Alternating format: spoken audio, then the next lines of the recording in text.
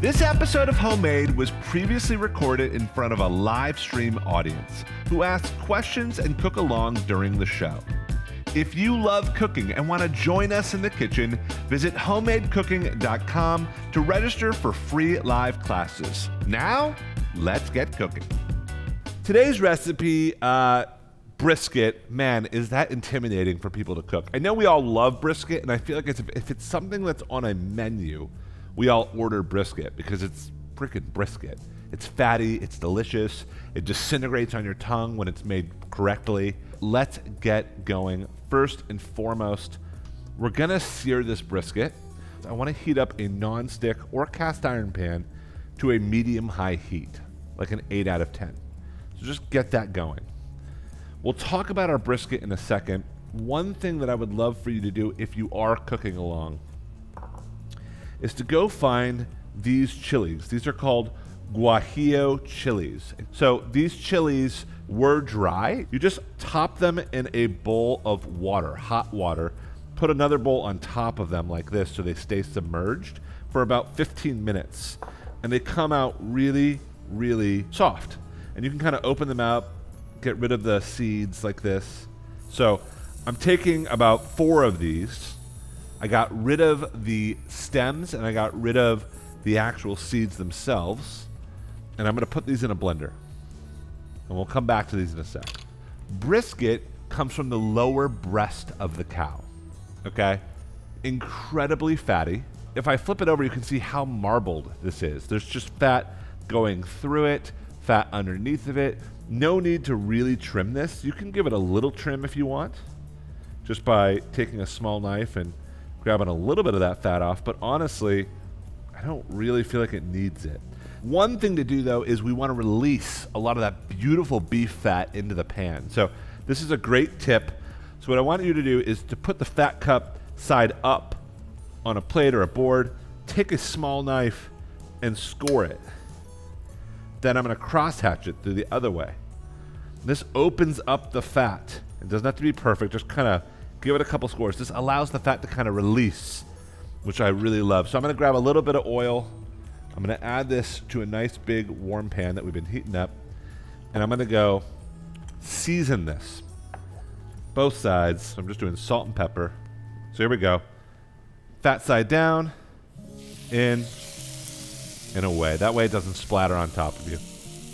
So we are fat side down on this brisket. It's just kind of rendering out.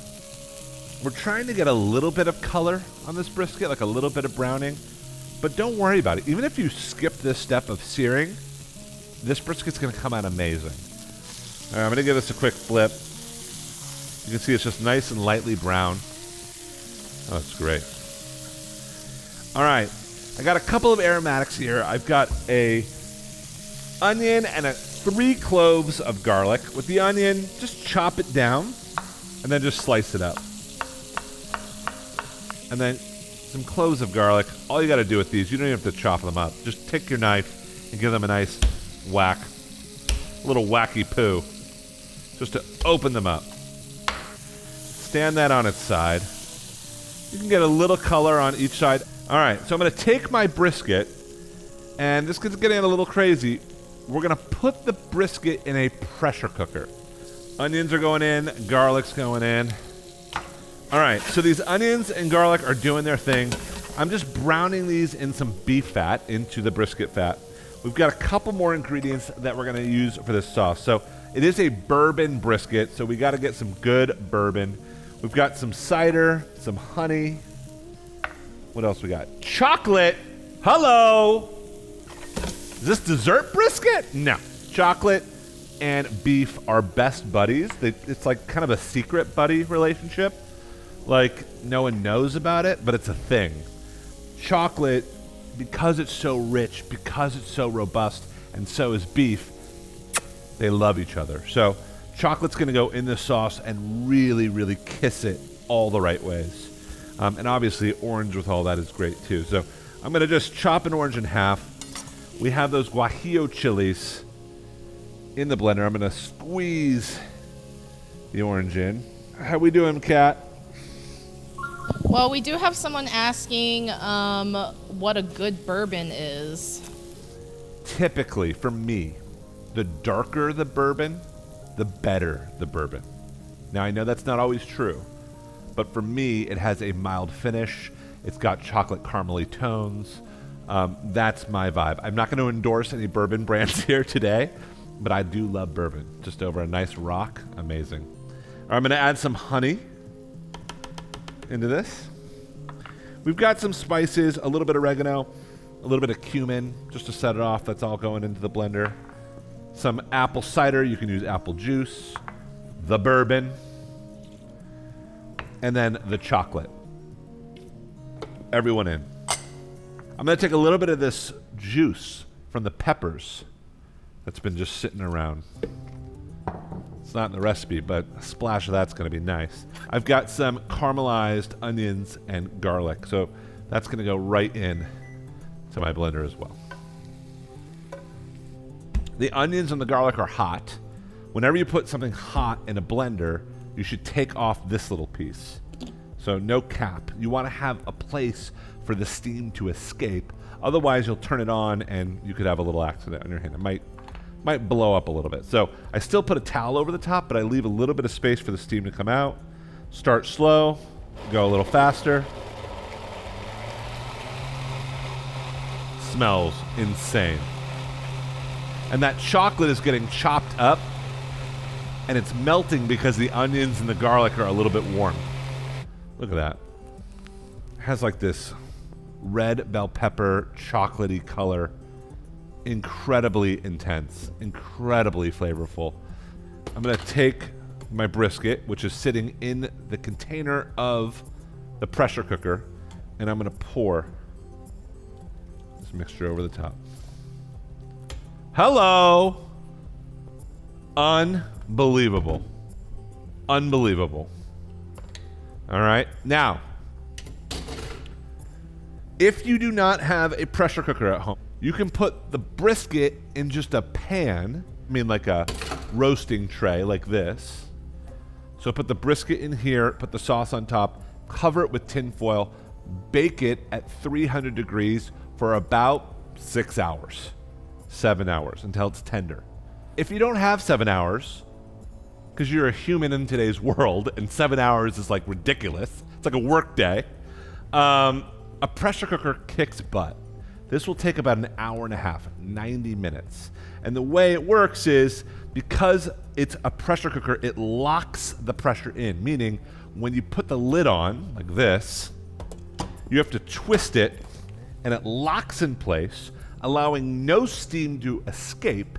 The steam just hits the top of the pressure cooker, goes back down onto the brisket, making it hotter inside there. So hotter in there than it can ever get in the oven, which means it speeds up the cooking process. It also allows for no juices to escape, which is awesome.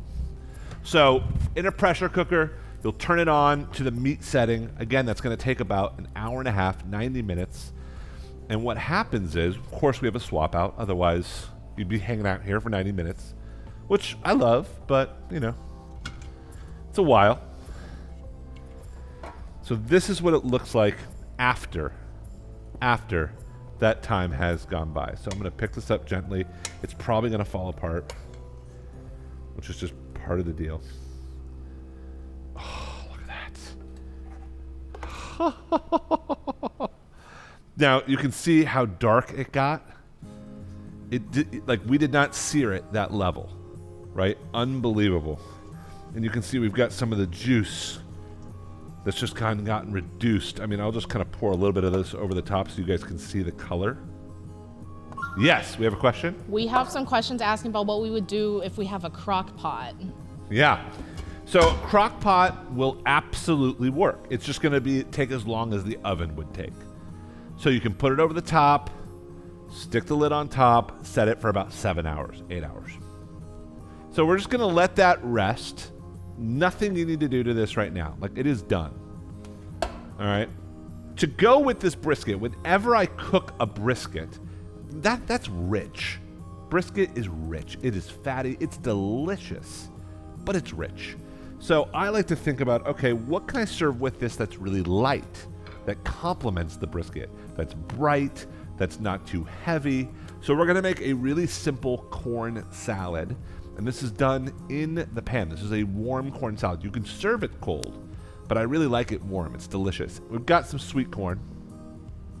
So one trick is to start halfway up the corn when you cut. That way it doesn't go everywhere, right? See, that stays in one little pile. Flip it and do the other half. It's also a little safer. All right, I've got a little bit of shallot here. So we're gonna start with some shallot. And I'm just gonna chop this shallot nice and fine. So chop little strips. Chop those strips in half. And then chop that down to a really fine mince. All right, so then in a pretty hot pan, we're about like a 5 out of 10. I'm gonna add a little bit of olive oil, and I'm using the same pan we used the brisket in. Why not? Don't go get another pan dirty. And I'm gonna add my shallots in here. All right, garlic I'm just gonna smash up, give it a quick chop. So I'm just kind of browning lightly this shallot, this garlic, right in. This is the point where I take my sweet corn and I add it in. And I'm just gonna add it in for about a minute. Just give it a kiss of that heat. Not too crazy. So just like a minute in the pan. I'm gonna give it a little salt. So a good tip, instead of going through these cherry tomatoes and cutting them one by one, grab a serrated knife, put a plate over the top. All right, grab your serrated knife and literally hold those tomatoes down and cut through. And what you just did is open up these cherry tomatoes and cut right through them without having to do one by one by one. So I'm gonna kill the heat on the corn. Done. I'm gonna add the tomatoes to the pan. Oh, look at that. I'm gonna add a squeeze of lime to the pan as well. Limes are always tricky. Everyone hates when I do this, but this is just the best way to juice a lime. I'm telling you, I don't care. Call it what you want to call it. But if it's really hard to squeeze, bite the back of it. It works the best. All right, so the lime is in, and then I just got some really fresh scallions. I line them up. I cut them in half widthwise. Bring them together and just cut them down. Let's just taste this. A little tomato. We didn't cook the tomatoes. The tomatoes just got folded in at the end.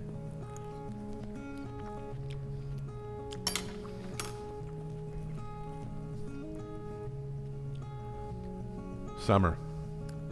Bursting in your mouth. Sweet corn, sweet cherry tomatoes, that beautiful, soft scallion vibe, the pop of the lime. You could add some manchego cheese to this, or even just a handful of pecorino or Parmesan, and it would be killer, but as is, I'm loving that. Corn salad's done.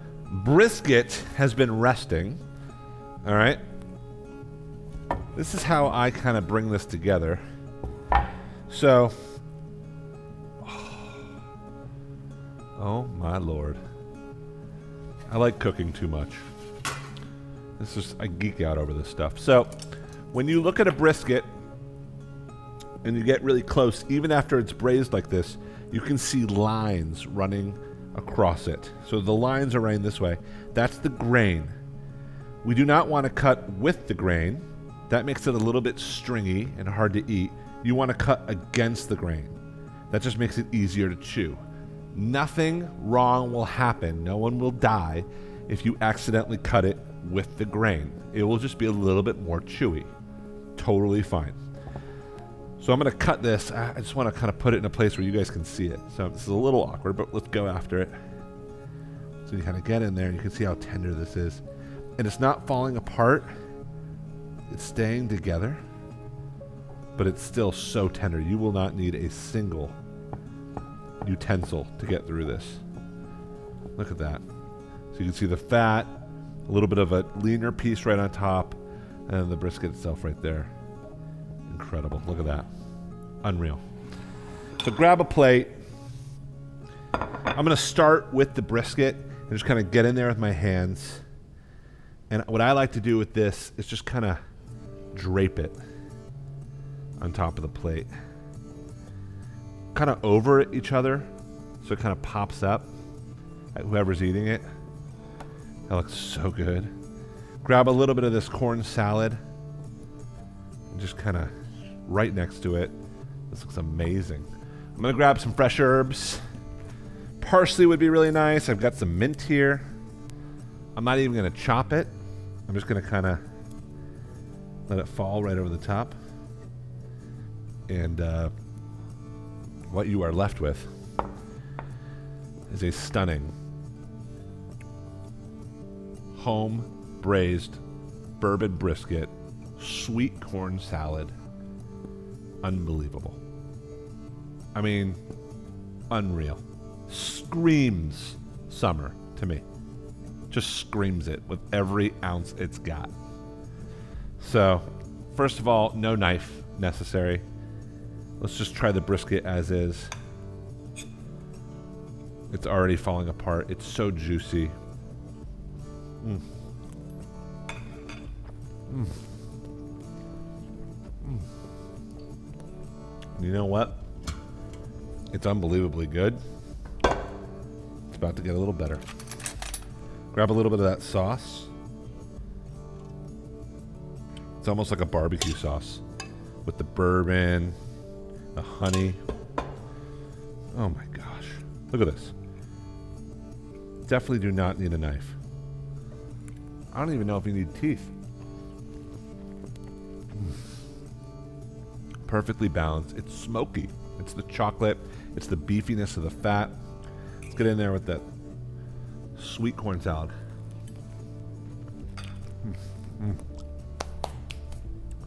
A nice light Merlot, little maybe a mojito, something bright and fresh would be unbelievable here. You guys, incredible class. Honestly, when it comes to dinner, beef just hits the spot every single time. So you have to try this brisket recipe. You have no choice.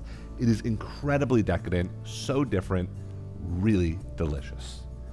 Mwah, mwah, mwah. To you guys, big hugs. And if this is your first time, thanks for hanging out with us. And this is your billionth time, we love you. Thanks for always seeing your beautiful face.